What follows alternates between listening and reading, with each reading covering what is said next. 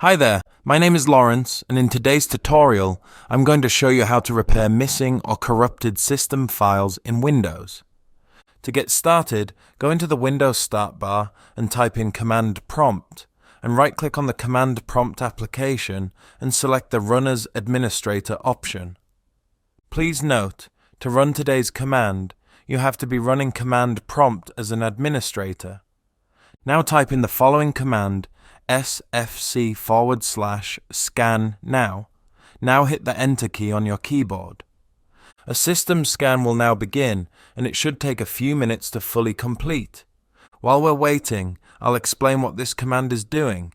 The command is a Windows System File Checker tool used to scan the integrity of system files and repair any corrupted or missing files found during the scan.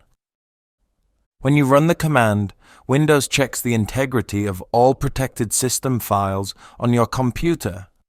These system files are crucial for the proper functioning of the Windows operating system. If the system file checker finds any corrupted or missing system files during the scan, it attempts to repair or replace them with the correct versions. It uses backup copies of the original system files stored in the Windows Component Store, WinSXS folder, or installation media. By repairing corrupted or missing system files, the command helps maintain the stability and reliability of your Windows operating system. It can fix issues related to system crashes, startup problems, application errors, and other performance issues caused by corrupted system files.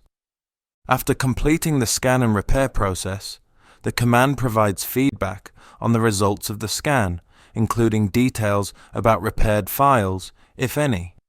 You can review the scan results to determine the extent of file corruption and the effectiveness of the repair process. In summary, the command is a valuable troubleshooting tool for diagnosing and repairing corrupted or missing system files in Windows. It helps ensure the integrity and stability of your operating system by identifying and fixing issues that could potentially impact system performance and functionality. Now that we've reached 100%, you can see that the scan went well and no issues were found. If there were issues, they'd be listed here and an explanation of how they were fixed would be provided. And it's as easy as that. Repairing missing or corrupted system files in Windows is a fairly simple task to perform. If you like this video, please give it a thumbs up, and if you'd like to see more videos like this, then please subscribe.